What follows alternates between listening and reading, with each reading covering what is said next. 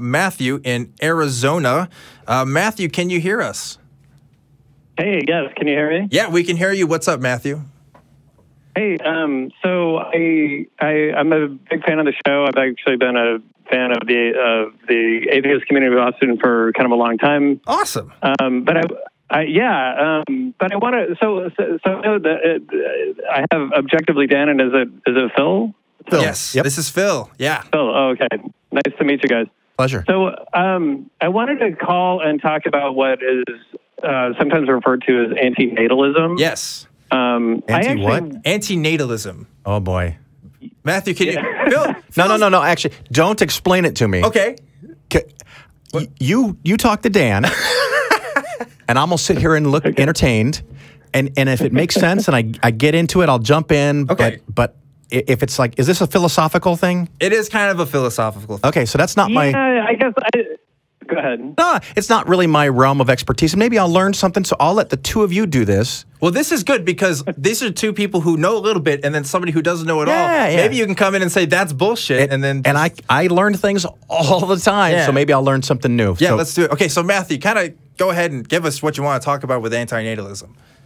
Okay, well, so just super quick, just so you guys have an idea, I am an atheist. I've been an atheist for about 20 years. I was raised as a Mormon, and now I absolutely detest the Mormon religion, but that's a different conversation. But so anti-natalism is essentially this idea that I sort of loosely subscribe to the idea that humans should not be reproducing, and I have a few reasons for this. And different people have different reasons for this, but so one is just the question of overpopulation. Like, the Earth is way overpopulated. This is, I suppose it's debatable depending on who you ask, but I mean, resources and global warming and all of that. I think it's very obvious that there are too many people on the planet.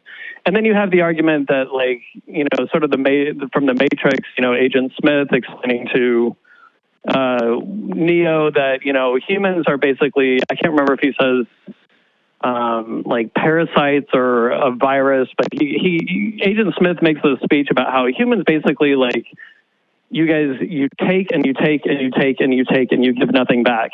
And I don't actually think that's entirely true. I think humans do a lot of giving back, but we are a species that is, I mean, we have sort of taken over the planet, and I'm not sure that I'm not sure that collectively we're very good for the planet. I'm a strong defender. I do consider myself a secular humanist. So I defend humans and human rights and all that kind of stuff. And I certainly would never suggest that humans should be stopped. I don't think human reproduction should be legislated. I believe in human rights. If people want to reproduce, then we should be allowed to. I don't think that it should ever be legislated or anything. I just think that people ought to be more educated and consider the idea that maybe we shouldn't be reproducing, or at least not as much. But the main thing is the issue of consent. So in the age of consent, when it comes to engaging in sexual activity within a person, I believe in consent. And I feel like I can extrapolate this out to the question of being born in the first place. In other words, my issue is that nobody ever asked my consent for me to come into existence. I was forced into existence. My mom and dad got together and did the nasty, and 9 months later I came along, and it's well, what the fuck? I didn't ask for this. Yeah.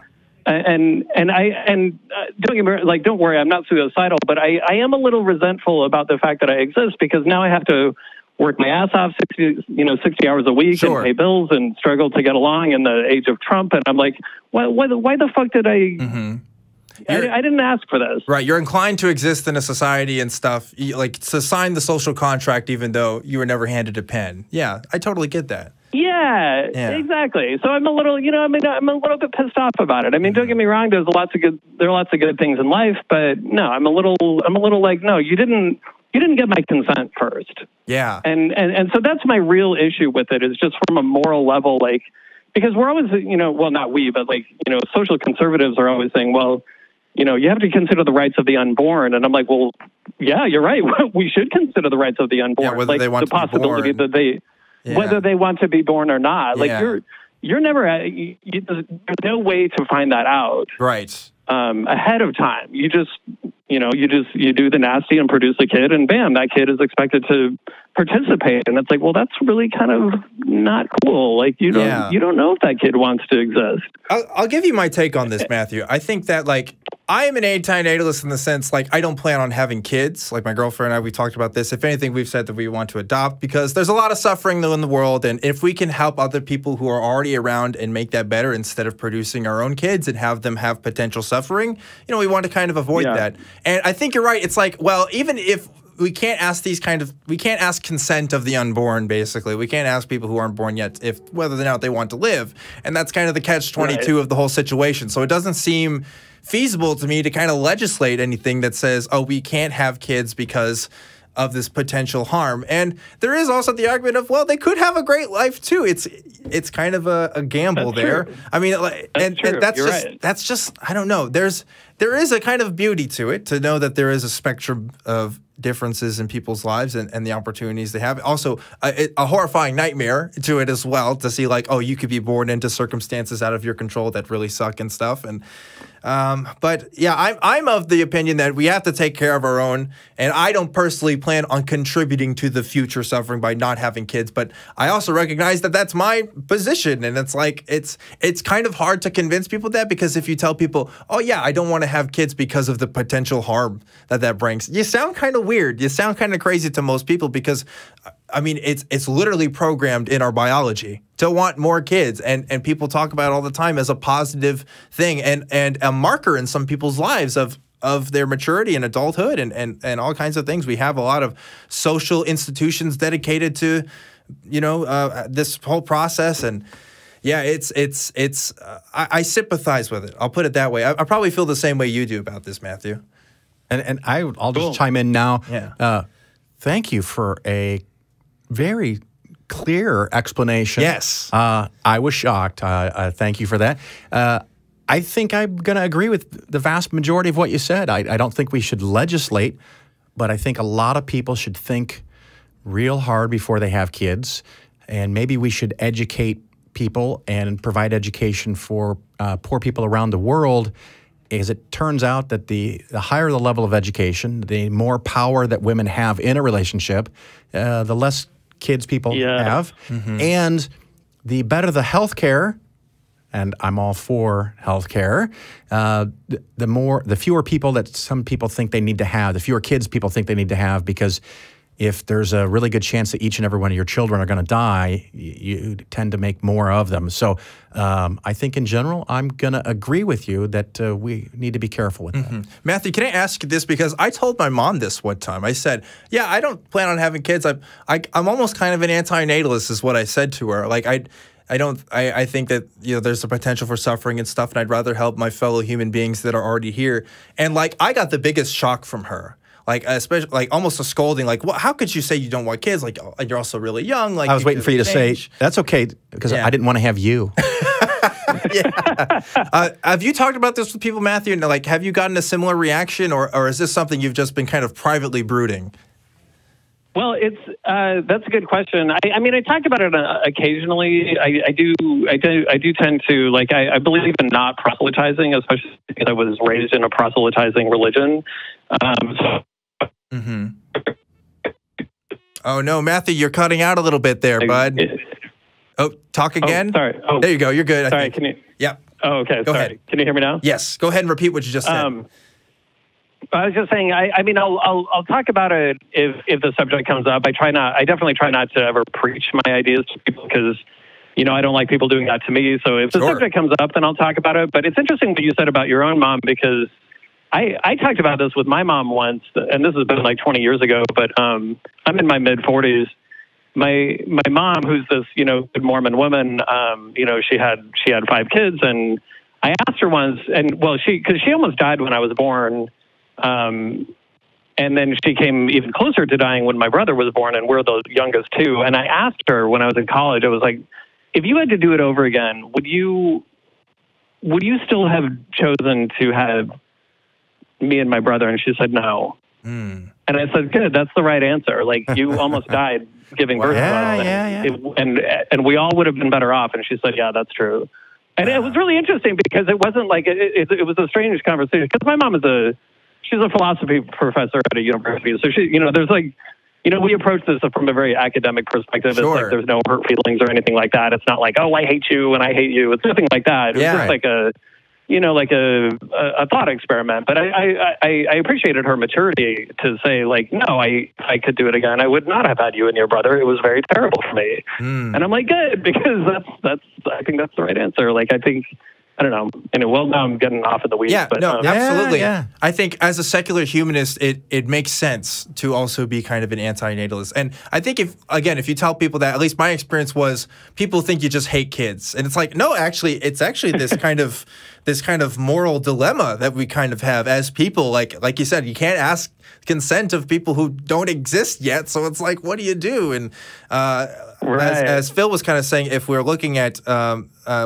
developed countries versus less developed countries, and we see the birth rates across these different nations and stuff, we see that more developed countries have less kids than ones that aren't as developed and stuff, and there's these ties to again, socioeconomic situations and stuff, and how people have kids, and how, like, in the past, the kids were there to help with the family and help raise everybody else. And we used to live in villages where people were helping and raising each other. And now we kind of live in more isolated communities, especially here in the United States, where you either have your parents or maybe it's a single mom, single dad, and people don't have the same kind of living situations. And you end up having a lot of problems that happen later on because your development wasn't as nourished in some ways. And of course, there's the evolutionary pressure, because if you have a species that does not want to procreate for whatever reason, it goes extinct. Sure. So the species that survive are the ones, one of the basic requirements is that you breed and you have offspring, because if you don't, you go away. But there are a lot of things that we can do as humans to make the place better for everybody. And this is something that bears some thinking. Yeah. Great call, Matthew. Thanks for talking to us about this. Thank you. I appreciate you guys taking my call. Absolutely. I'd love to hear from you again. Take care. All right. Yeah. So now Bitcoin? Bitcoin, yeah. Just so you know, we do have some more time left. The show, the lines are open. So if you guys want to call in, come on and call in. Yeah, because otherwise we got to make shit up now. Yeah, otherwise we just have to. There's so much I could talk to you about, Phil. Honestly, we could talk about Bitcoin, but man, like you've been doing a podcast for years and years and years. About 6 years. You know more. You've been doing this stuff longer than I have. If anything, you could BS this stuff more than me, right? Well, it's a funny thing, because when I first started getting involved, most conferences, most things that I went to, I was one of the youngest people in the room. And now that's starting to change. I'm one of the oldest people in the room sometimes. When I was American Atheists, the last year's convention was my first ever atheist convention. Yeah. And that's a pretty large convention. You get a lot of people. It's pretty good size. And it's got a good mix, really nice mix. I was like the youngest. Besides the people who brought their kids, and that's one of the youngest, and that's one of the reasons that I did the fundraiser, and we raised $7,500. I want to see up to 200 college students there, because that shit matters. They're going to be around. I hope for them much longer than I'm going to be around, and I want this process to continue, because I don't think that me and the others that are doing this are going to eliminate religion from the planet within the next 30 years. So someone else is going to have to carry the mantle. In a few weeks, I guess I could say this year, I'm planning on having Ryan Bell come on, from president currently of the Secular Student Alliance. One, because I'm a big fan of Secular Student Alliance, and I wonder, man, I talk to people in the atheist movement all the time. Where are the people that are my age that are talking about this stuff? I think there's these assumptions about people that are closer to my age as well. What I find a lot in anything that involves activism, and this kind of weirdly ties to the last story, last caller, you don't have a lot of people with young kids who have podcasts and blogs, because they got shit to do. They got a job. They got to take care of the kids. They got to take them to soccer, to band camp, whatever you got to do. A lot of people are young and don't have kids yet. And then you have a lot of people whose kids have finally grown up and moved out. So that it frees up enough time that you can do other activities. But if you're thinking about doing a show of any kind, video, audio, a blog, do it. Yeah. Don't wait till you know 100%. Just get in and start. Absolutely. If you want to know how to do a podcast, you can contact me. My email is phil@polarisfinancialplanning.com. Yes, all one word. I know it's long. Sorry, you have to spell and shit.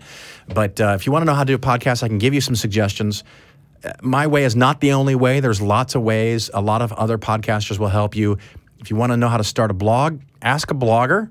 If you want to know how to do video, ask someone else, because this is not my thing. But do something. If you don't want to do your own thing, volunteer. If nothing else, start a local group where people can meet, and maybe just like here, because when I come to Austin, I don't know if I want to call it my second home, but man, it's starting to feel like it, because this thing here in Austin, this is magic. You can move into Austin and show up, walk in the door any day of the week. It's open well, not 24/7, but every day of the week. Every day of the week. You walk in here, there's a few people hanging out. You can make friends. You can ask for help. It's like those services that the churches provide that helps a lot of people stay in a church. Yes. Because if you get ill, someone's going to bring over a tray of lasagna. We are building these things, and it's not just here. There's other places around the country, but religion has 2,000, 1,800, 1,700-year head start, at least Christianity. At least Christianity. It didn't really start in year zero. That's crap. But, but they got a lot of time, a head start, and you know, we're working on that, and I think that's great. This is a nice place. It's wonderful, isn't it? I mean, like, and here's something that I really like about it, because I grew up religious, and so whenever I left my community, I didn't have anywhere to go. Yeah. Like I felt so alone. And at first it was just all online friends and stuff. And then I got involved here at the ACA. I used to, before Truth Wanted was a thing, I used to come down here every weekend and do call screening for Atheist Experience, back with Eric Murphy and Jamie and those guys back before they had their show. Then they got their thing, and now we're here. And it's like, I'm here because the community was here. Like, I'm here because, you know. And something that, again, tying into money, if you get benefit from this, if you're watching this and you're waiting for next week to see the next show, donate some freaking money. You have a Patreon page, I'm assuming? We do have a Patreon page for Truth Wanted, and if you go there, you should know this. I don't get any money from that Patreon. Nor do I. This guy definitely does it, but all that goes to the ACA. It helps make this show better and all the other stuff that we do at the ACA better. And that's true with the other hosts of the other shows here as well. So yeah, definitely think about that. It's patreon.com/truthwanted if you're interested in donating to the show and stuff. Become a patron. You'll get ad-free versions of the show. We also have the show on iTunes and Spotify and other places and stuff. And you always have a direct line to me on there too. And you always do anyway with my email address and stuff. But definitely check that out.